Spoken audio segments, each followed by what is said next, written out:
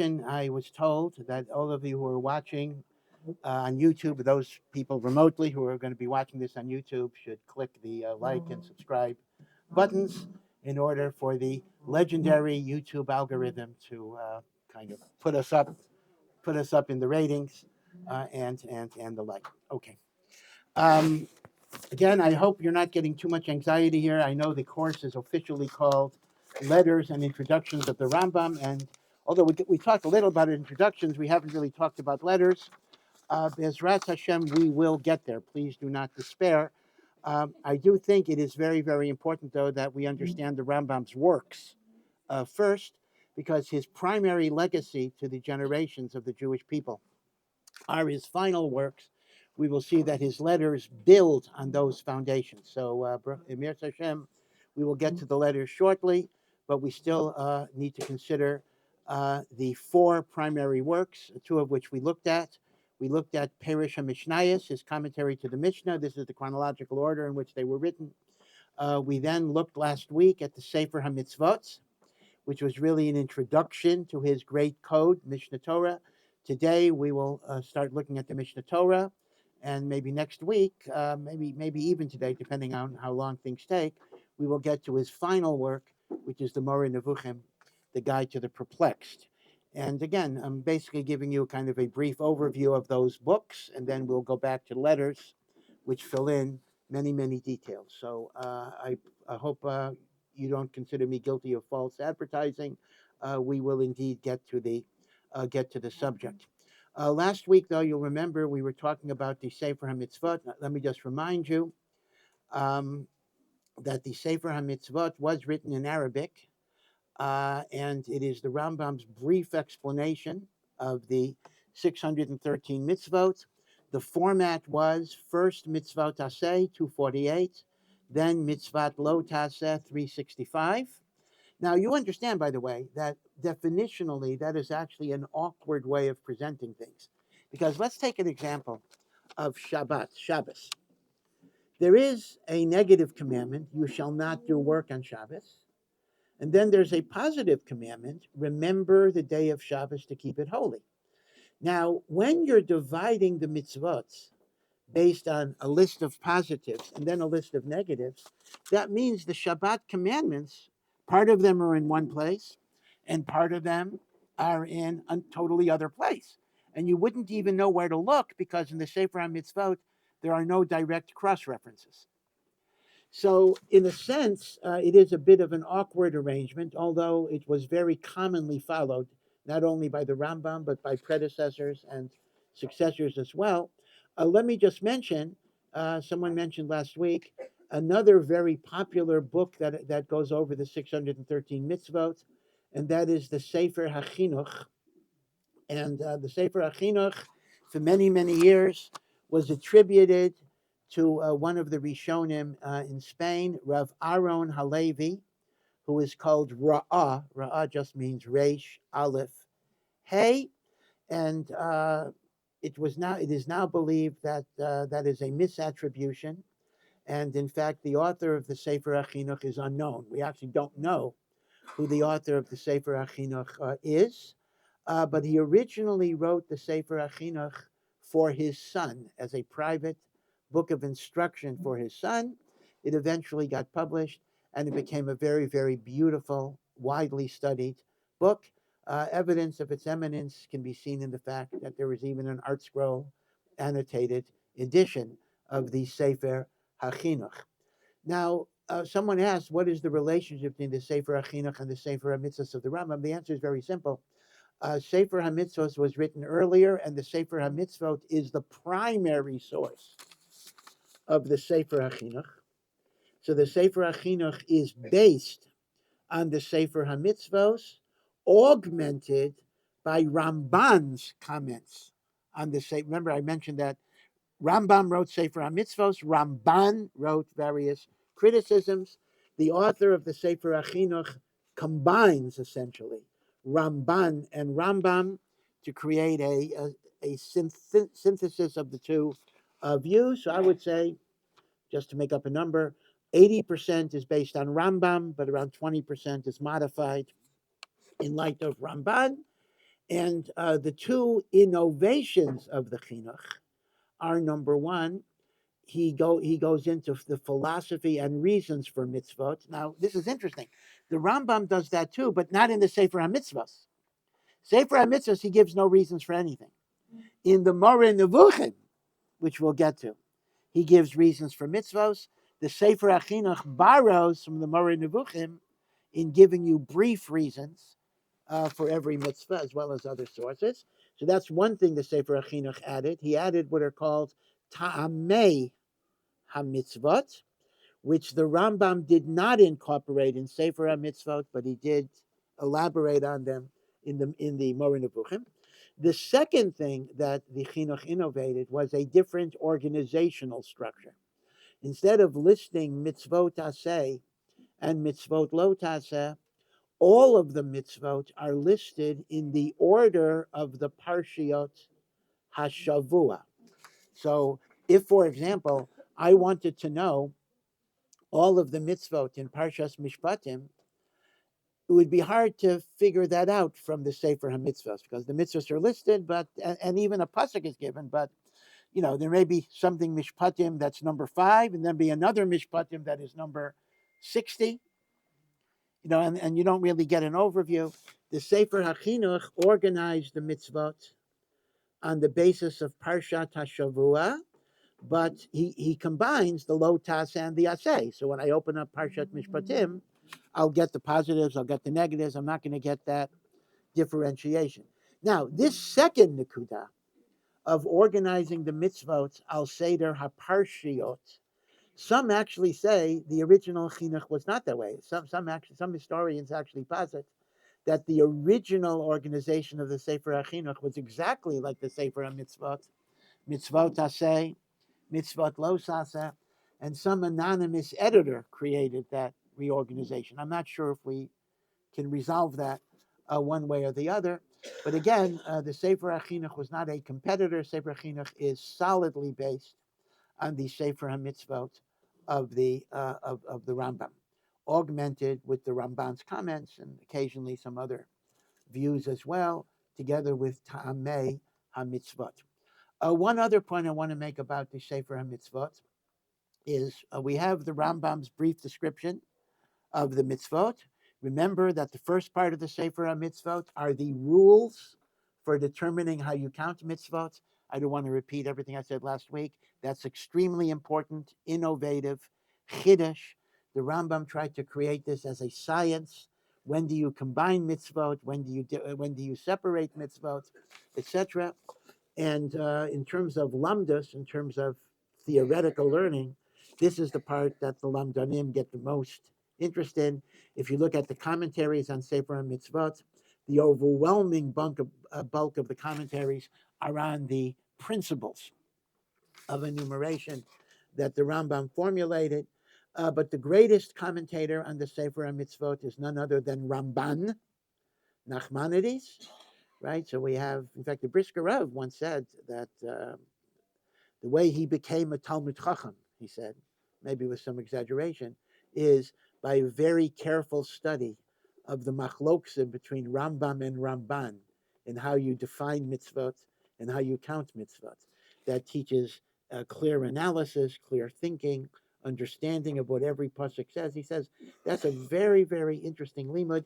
It's a limud that in the yeshiva world is largely ignored. And it's something that the Brisker Rav himself said is a great, great source of in-depth understanding of the Torah.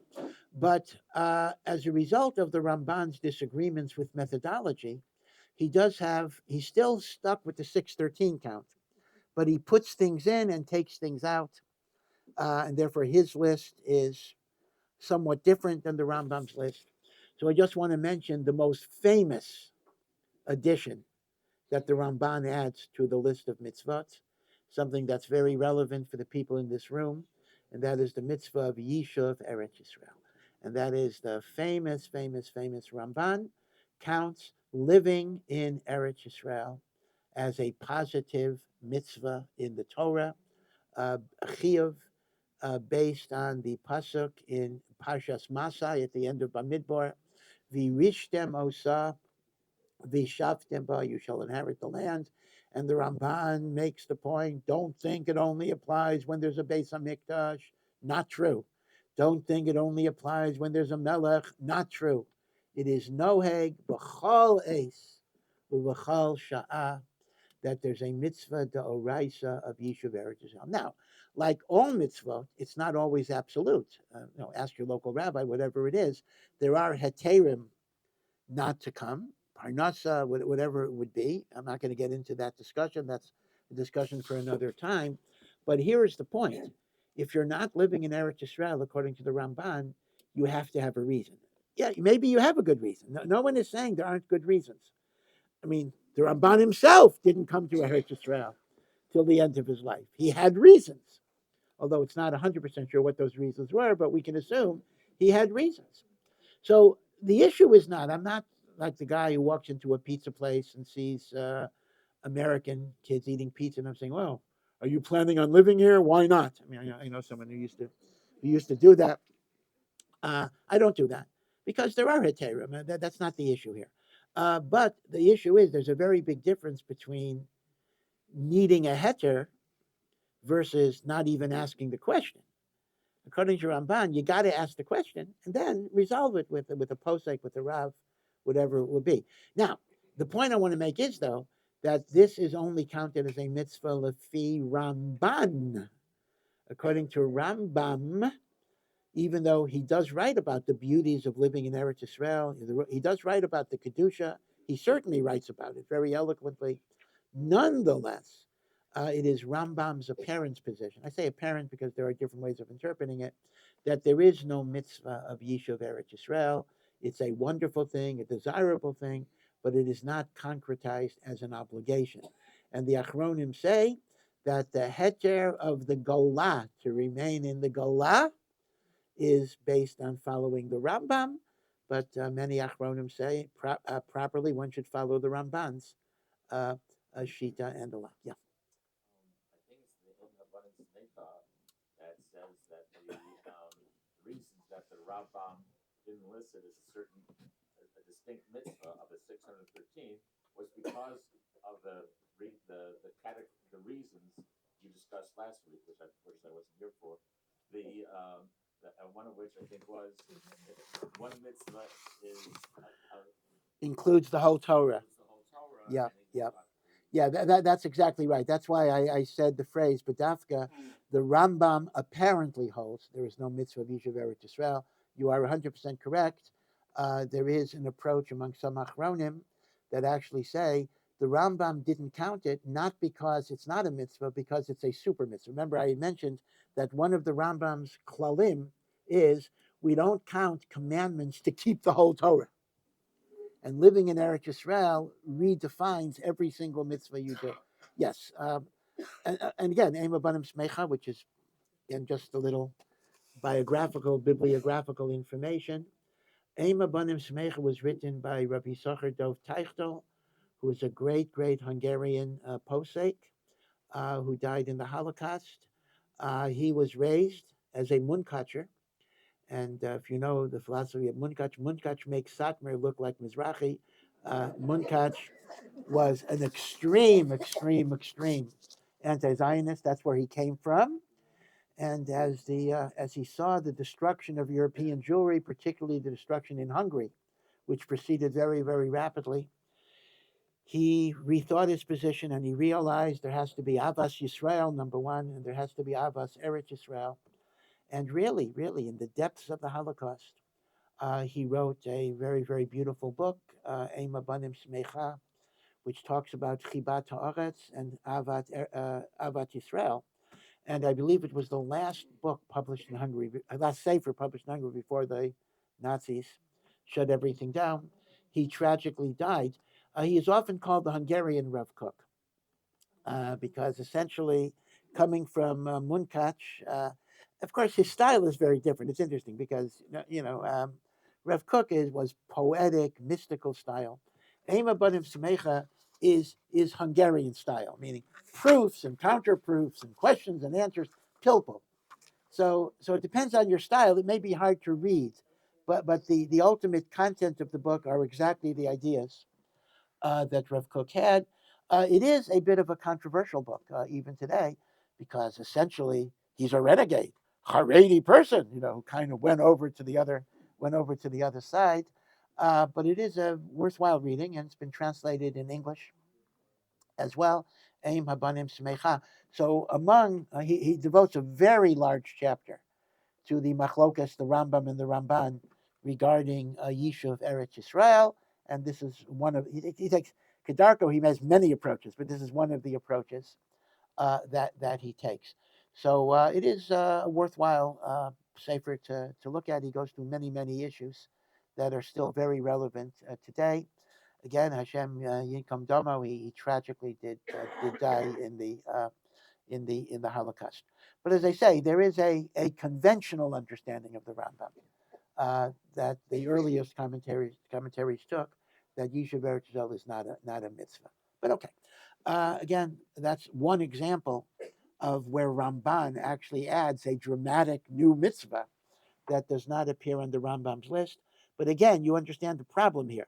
If you're wedded to the number 613, anything you add, you got to subtract. So the Ramban worked it out very, very well. The Ramban was very thorough, and he checked his math, and he managed to keep the numbers consistent. Okay, so that's kind of what I wanted to talk about the Sefer Hamitzvot. We now come to it's a machlokas, what is treated as the Rambam's magnum opus. It depends if you're a Rav or you're a philosopher, right? The philosophers will say the greatest book the Rambam wrote was the Moreh Nevuchim. The Rav or the Talmud Chacham or the Posek will say that the magnum opus of the Rambam is truly the Mishneh Torah. Since I come more from that side of things, I will call the Mishneh Torah the Rambam's magnum opus. The Rambam started the Mishneh Torah around the age of 40. Just to remind you, he is now in Mitzrayim. He is now settled in Egypt. His father died shortly afterwards, and it seems that he began the Mishneh Torah shortly after his father's death. His brother died somewhat in the middle, which means the idea that the Rambam wrote the whole Mishneh Torah while he was working as a physician may not be true. In fact, most of the first draft, based on the timing, may have been completed when the Rambam still had a relative life of leisure, being supported by his brother. But it is true that his brother did die before the final draft was there. A few points about the Mishneh Torah. First, the Mishneh Torah is the only one of the Rambam's works that is written in Hebrew. Both the Perush HaMishnayos and the Sefer HaMitzvot and the Moreh Nevuchim were all in Arabic, but the Mishneh Torah was written in Hebrew. A beautiful Mishnaic Hebrew. Very little Aramaic. Aramaic, which is the language of the Gemara, is almost vanished. Now, interestingly enough, this paradoxically creates a little bit of a problem. I wouldn't call it an absolutely major problem. That is, many Talmidei Chachamim are, if you learn Gemara, are familiar with certain rules and concepts based on the Gemara's expression. Just like, there are Talmudic expressions that are part of bread and butter. The Rambam does not use even the most common Talmudic expression. Every single thing is either translated or paraphrased into Hebrew. So sometimes when you're reading it, it's not going to click. Oh, he's talking about that. In other words, when we would talk, we would refer to the Talmudic phrase. Now, again, this is only a problem if you learn Gemara, but if you learn Gemara and you're familiar with it, there are stock Talmudic concepts. But the Rambam does not express halacha in terms of those concepts. He has his own translation. So sometimes, you got to stop it. Oh, he's talking about that. It's a little bit of a problem. Most of the time you can figure it out, but sometimes it's a little bit of a difficulty. I mean, let me give you an example that even in common speech, Talmudic phrases enter the lexicon. You would be quite amazed. You see a sign for a real estate broker, and it says Nadlan. What on earth is Nadlan? Nadlan is an abbreviation of an Aramaic Talmudic term. Nichsi Delo naidi, property that is not movable. Nadlan. That's a straight Aramaic phrase in the Gemara. So when your Chiloni neighbor, says he's going to Nadlan, say, wow, you say you've learned Gemara too. You know some Gemara too.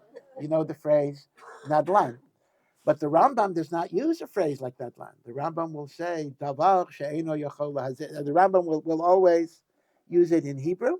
The Rambam does not use even the most famous Talmudic concepts in their original form. Okay. Number two. Yeah. I'm going to get to that in a moment. Number two, title of book. What is the name of the Rambam's code?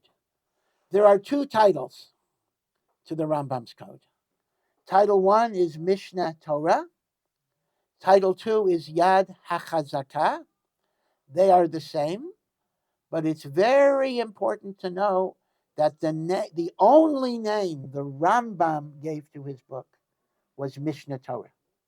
Yad HaChazakah was a name that was added later, very, very early, but not by the Rambam himself. Okay, so let's first look at the Rambam's title, then we'll look at Yad HaChazakah. The Rambam called it Mishneh Torah. Mishneh Torah, in his usage, means the second Torah. By the way, Deuteronomy, Chazal called the book of Devarim Mishneh Torah, the second Torah. In fact, Deuteronomy is actually the Greek for the second law. It actually is an exact translation of Mishneh Torah.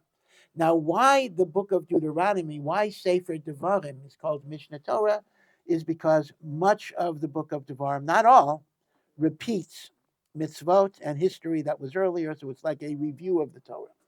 The Rambam called it Mishneh Torah for a different reason, and that is, the Rambam teaches, of course, as we believe, that there is a written Torah, the 5 books of Moses, the Chumash, which gives you the laws of the in writing, and then there's an oral Torah that interprets and explains the laws, and that eventually got enshrined in written documents as well, the Mishnah and the Gemara that we call the Talmud.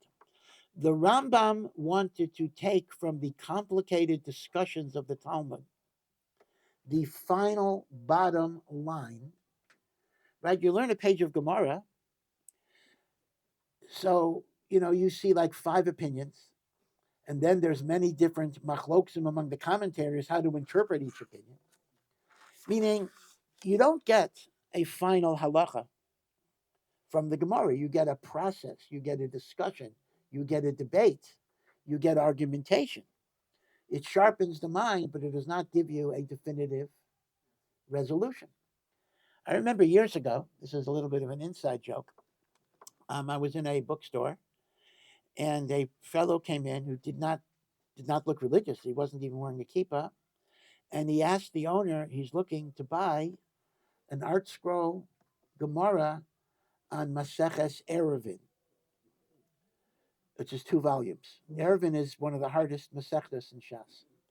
So the owner said, well, you don't look like a guy who's learning Maseches Eruvin. Like, why, can you tell me why you'd like that book? I'd like to help you and, etc. So I was eavesdropping. I shouldn't have been eavesdropping, but I was overhearing the discussion. And the guy said, well, I live in a community without an Eruv, so I want to build an Eruv in my backyard. So I figure that buying the tractate on Eruvin will give me instructions how to build an Eruv. Now, this is a bit of an inside joke if you haven't learned Gemara. But if you've learned Gemara, you'll understand that if I want to know how to build an Eruv in my backyard, Maseches Eruvin will be the last book I'm going to turn to. I mean, I opened it up. There's a bewildered. First of all, it's 120 blot, 2 big volumes. That's the first thing. Second of all, it's machlokas, and you're not going to get. Here's what you do. There are halachic manuals for here's what you do. So the Rambam was concerned that the shakla v'tarya, all of the debates, will confuse a lot of people. They're not going to know what to do. Even rabbis were confused. So he says, I'll tell you what, I'll do the heavy lifting for you. I'll go through uh, the whole Babylonian Talmud, the whole Jerusalem Talmud, the Tosefta, the Halachic Midrashim. And I will kind of tell you what the final law is going to be. So the Rambam says in the introduction, all a Jewish person needs are two books. You need a Chumash for the written Torah, and you need my book, which is a codification of the oral Torah. Don't need anything else. Those were fatal lines. The Rambam got into a lot of trouble with that. We'll get into that. But that's why he called it Mishneh Torah, because the second Torah, meaning second what? The first Torah is Torah Shebichtav. Second Torah is Torah Shebal Peh. And the Mishneh Torah is said to be a complete codification of Torah Shebal Peh. So you have Torah Shebichtav, Torah Shebal Peh, Mishneh Torah. That's why he called it Mishneh Torah. Now, the phrase Yad HaChazakah, which is the same work, exactly the same work, was added later, not even in the lifetime of the Rambam. And this was based on the fact that, number one, Yad is Gematria 14, and the Mishneh Torah, although the Rambam refers to it as a single book, but it in fact has 14 smaller books. Yad, remember the Rambam seems to be fond of the number 14.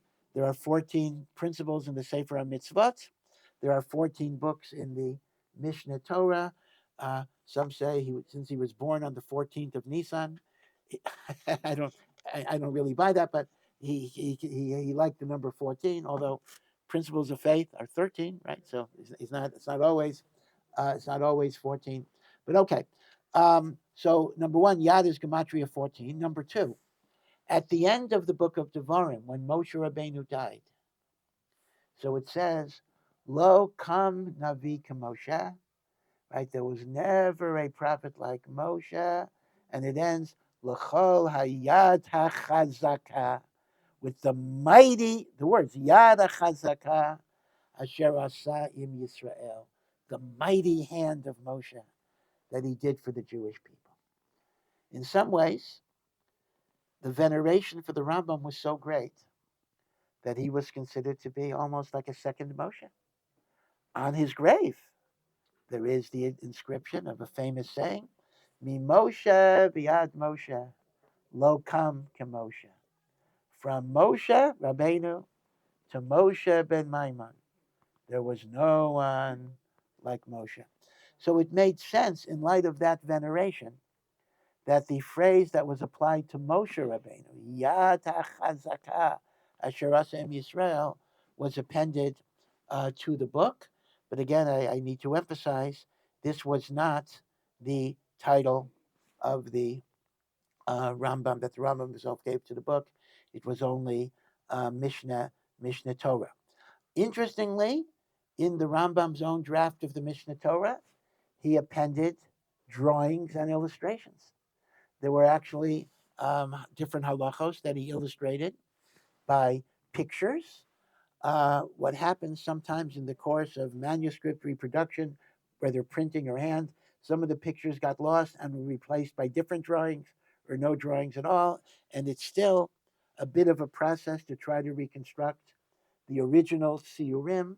But for example, this is the basis of the Chabad menorah, right? As you know, the Chabad menorah that they use for Hanukkah, you have these things going diagonally as opposed to rounded, and that is based on a tziyur in the Rambam of what the menorah in the Beit HaMikdash looked like.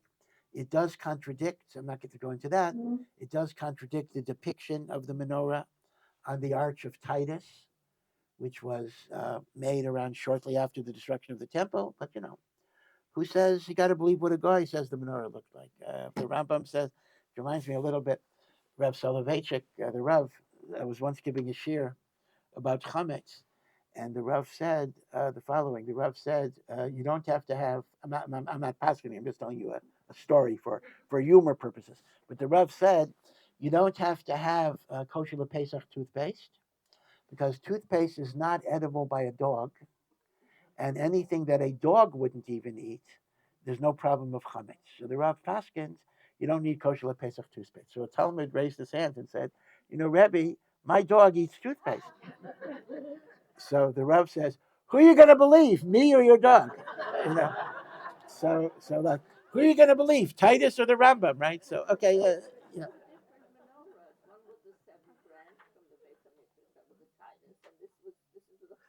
No. I understand that, but the Rambam's drawing. No. The Rambam's drawing is the Beis Hamikdash, 7 branches menorah. So Chabad bases the eight on the Rambam's drawing of the 7. Yeah. So again, I'm not. There are articles about this. You can check into it. What's the source of the Rambam and how accurate it is? But I'm just raising the point that there literally were pictures in the Mishneh Torah itself. Now, the Rambam, of course, does not indicate any sources. He has statements. Doesn't tell you this is from the Gemara, or in the Gemara there's a machlokas, and the Rambam is obviously paskening like a given opinion. He doesn't say halacha to Rav Yochanan. And there were 2 reasons why the Rambam addresses why he doesn't mention sources. Number 1, the argument is that that's going to recreate the very problem that he's trying to avoid. The Rambam's issue was people get confused with different opinions going here and there and here and there. I want to just give people a final rule. If I start introducing sources, divergent opinions, as some other later codes did, some other later codes will go through different opinions and then tell you why they come out a certain way. That's going to take away the simplicity of my presentation. That's reason number 1. Reason number 2 is actually a very, very interesting idea, and that is he didn't want to represent opinions as the views of isolated rabbis. He wanted everything to have the full authority of the Torah Shebaal Peh. He says, I'm not telling you, listen to this because this is Rabbi Yochanan's view. Rather, this is the Torah Shebaal Peh. Meaning, once you start attributing it to individual people.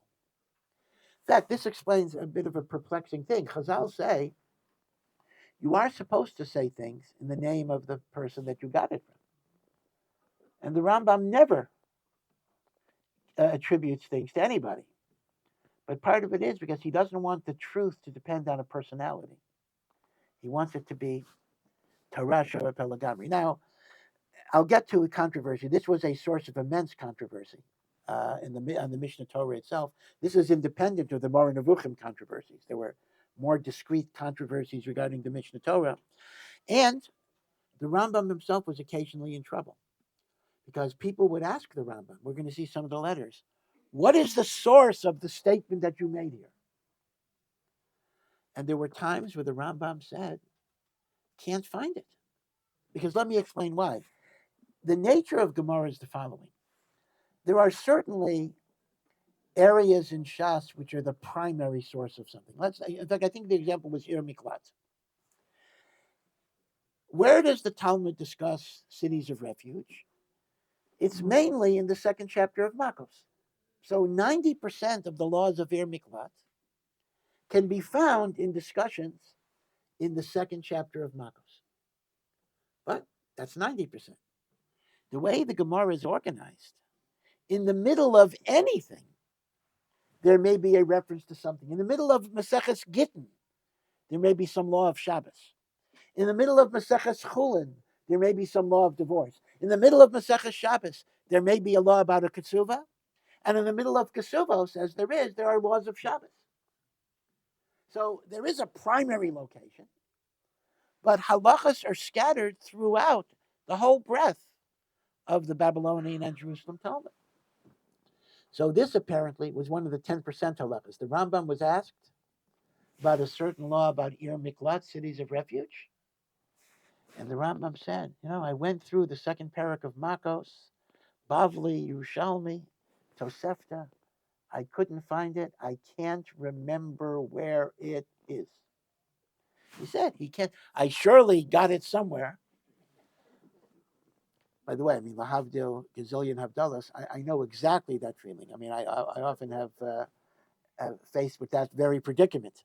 But even the Rambam couldn't always trace it. And he actually expressed regrets that he didn't want to put sources in the Mishneh Torah. But maybe he could have written a companion volume and annotated in which he would have given the sources.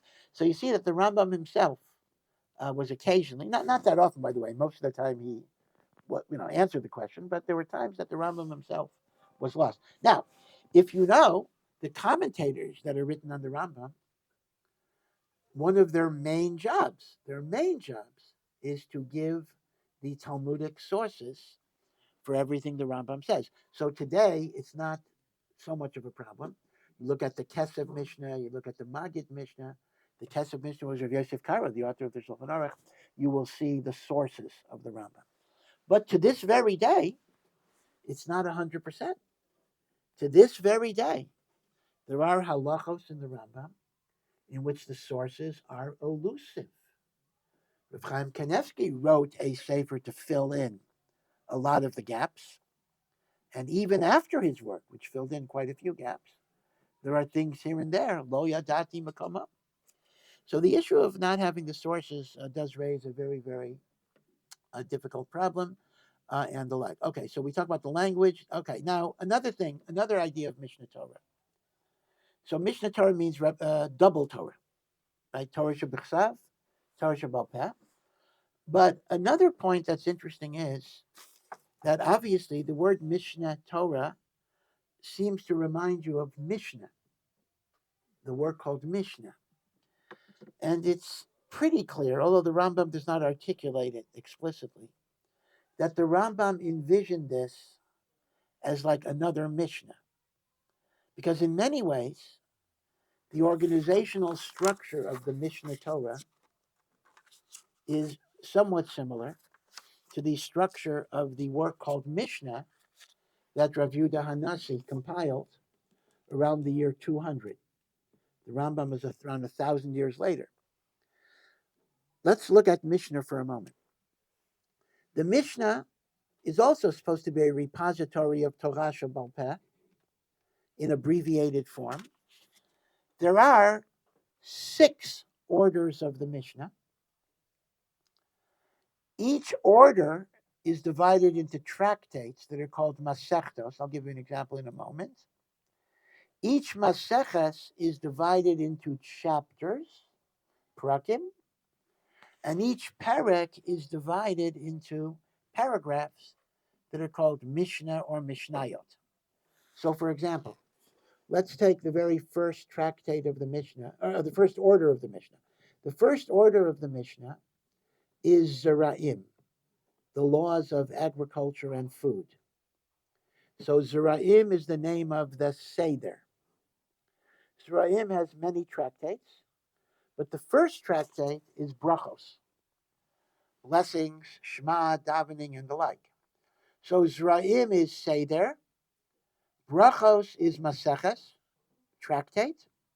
Brachos is divided into 9 prakim, and each perek has X number, each perek is different, X number of mishnahs. Now, usually in citation form, we drop out the Seder. So somebody will just say, Brachos, perek gimel, mishnah aleph.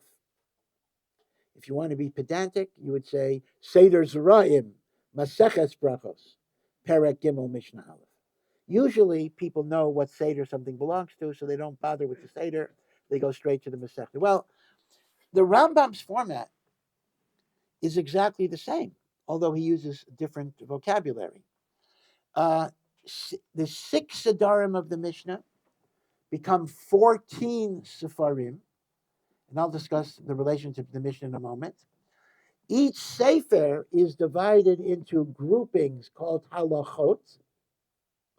The halachot are divided into prakim, and the prakim are divided into paragraphs. Each one is called halacha.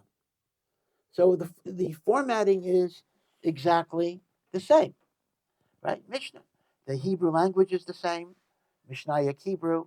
the formatting is the same, and the notion of clarity and organization. I'll discuss in a moment, though. You'll see, because it's an interesting point, the correlation of the 6 orders of the Mishnah and the 14 books of the Rambam, how the Rambam kind of reorganized the Mishnaic corpus. And of course, the Rambam is, keep in mind a very simple point, the Rambam is incorporating many, many, many, many more times material than the Mishnah, because the Rambam is incorporating everything the Gemara added to the Mishnah. I mean, so the Rambam is a larger work, and he's incorporating many, maybe 50 times more material than the Mishnah itself addresses, maybe 100 times more material than the Mishnah addresses. Okay, so now let's talk about the 14 books. Now, again, there's no chidushim here. You can just open a Rambam yourself and look at it. But I do want to mention the 14 books so you'll at least know what's going on. Book number 1 is called Sefer Hamada, which literally means the book of fundamental knowledge. This is where he talks about the fundamental principles of Judaism. He talks about the laws against idolatry, the laws of sanctifying God's name by martyrdom, and the laws of tshuva, how you can do tshuva. That's Sefer Hamada. It's divided into halachos, hilchos tshuva, hilchos avodah zarah, etc. But that's Sefer Hamada. The second book is called the Book of Love, Sefer Ava, and that includes Kriyat Shema, Tefillah, tzitzis, tefillin, things that you express your love of God in tangible ways. I should add that in Sefer Ava, the Rambam also gives you a siddur.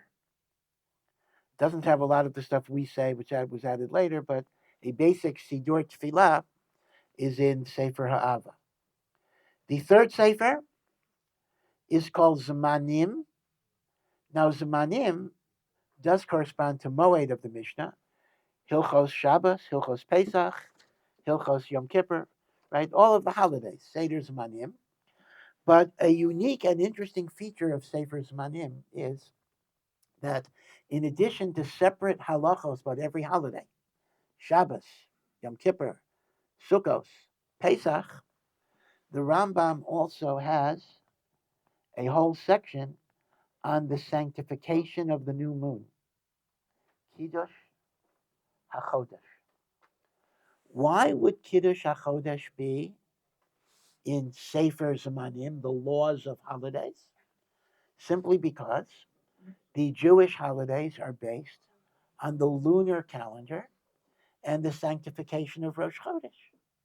So the Rambam uses this as a vehicle for explaining not only the laws of the sanctification of the new moon, but he also gives you the mathematical calculations for figuring out Rosh Chodesh. That part in particular is extremely daunting.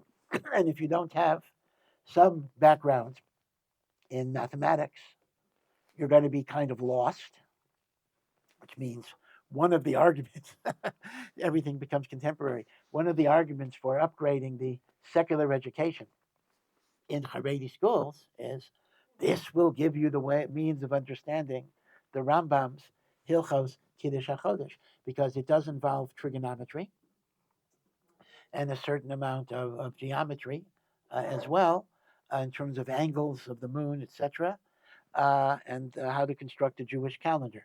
So that's the third book, the Order of Zemanim. The fourth book is called Nashim. It's about marriage and divorce, and the obligations of husbands and wives, both during a marriage and after a marriage. Yibum is there as well. That's the book of Nashim. The fifth book is called the Book of Holiness, Kedusha. And here the Rambam combines, this is interesting, two things that you wouldn't think belong under the same book. And the Rambam put them both. The Rambam puts in the laws against prohibited sexual relationships, like incest, adultery, and the laws of kashrus, forbidden foods. So the Rambam in a single book This is unique. Joins together kashrut and arayot because both of them are described in the Torah as ways that the Jewish people sanctify themselves. So this is a bit, so you see already that the Rambam's organization is a bit subtle and a little off the beaten track in some ways. So in Sefer Kedusha, there are three halachas: the laws of shechita, the laws of kashrus generally, machalot asurot, and the laws of forbidden sexual relationships, both for Kohanim and for Yisraelim, hilchot isurei bia, prohibited intercourse. Yeah. Yes, Brit Milah. Well, it is, but that's expressed as love. It's interesting. Some of the classification isn't so easy, but Brit Milah is in the book of love. Kriya Shema Tefillin, Tzitzit, Tefillah, Brit Milah is expressing a loving relationship with God. Okay. I did. Well, I'm in the middle of a list, right? Okay. Again, there are some mysteries. The truth of the matter is, I'm going to point out some places where the Rambam put things in a certain area that we might have thought. I'll get to it. Let me try to get through the list. The 1, 2, 3, 4, 5. The sixth book is an unusual term, but it's translatable. Hafla'ah. Hafla'ah is a rabbinic term, Mishnaic term, meaning articulation, verbalization. The Rambam devotes a book to the laws that apply to vows and oaths and nazirut and the like. So if you want to know where you could see the laws of the Nazir, it's in the book of Hafla'ah, things that arise out of the vows and oaths that are self-imposed. That's called Hafla'ah. Then we come to the next book, Zeraim, which is the same name. This is the same name as the first order of the Mishnah. That deals with agriculture. Truma, Maser, Shemitah. These are not in the Shulchan Aruch. Shulchan Aruch later only included the laws that applied. The Rambam includes everything. Now, I just want to point out a fascinating difference here.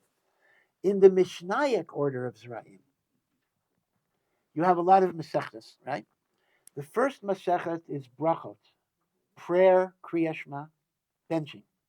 And then you have Truma, Maser, Shemitah. All of this was put under Zeraim. In fact, one might ask, why is Brachot in Zeraim? It's not about agriculture, but the answer is, well, yeah, but you got to make blessings before and after you eat, so we stick it with the food. The Rambam divvies up Zeraim in a very different way. The Tochen of Masechet Brachot is not in his book of Zeraim. It's in the book of Ava.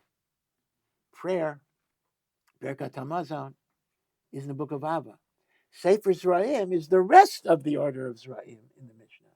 Truma, Maser, Shemitah, Kelayim, mixing breeds, and the like. After I finish the list, I will try to correlate the 6 orders of the Mishnah and the 14 Svarim. But let's try to just get through the Svarim. Now, the 4th order of the Mishnah, you'll remember, are sacrifices, korbanot. The Rambam, now this is a bit of a problem, unless you're going to go with the idea that he has to come up with the 14 books. The Rambam divides korbanot into 2 different books. Book 1 is called the Book of Avodah, Divine Service. And book 2 is called the Book of Korbanot. Now, this is an odd division because one could have put everything as Korbanot, but the division is this. Avodah deals with construction of the temple and the daily and Shabbat communal services, the Korban Tamid, the Musaf. The second book deals with the private Korbanot that people bring, such as Korban Pesach and Korban Chata, sin offering. So the Rambam uses the first book for building of the temple, the rules for Kohanim in terms of blemishes, and the Korbanos of the Tamid and the Musaf. The second book is Korban Yachid. Now, again, let me illustrate two things. I'm going to stop here. Let me illustrate two things, how the Rambam split things. The laws of Pesach that pertain to Chametz and Matzah and the Seder is in the book of Zamanim in Hilchot Chametz and Matzah. But the laws of Korban Pesach, when there was a temple, are not with the laws of Chametz and Matzah. They are in the book of Korbanot. Okay, so something like Pesach is split. Same thing with Yom Kippur. The laws of Yom Kippur as a fast day is in the book of Zemanim. The laws of the Avodah of Yom Kippur, the Kohen Gadol, is in the book of Avodah and Korbanos, right? So the fact that it's all Yom Kippur doesn't mean it was put in the same place. Conceptually, it's dealing with two different things. Okay, we didn't finish this. We'll hold it over to next week.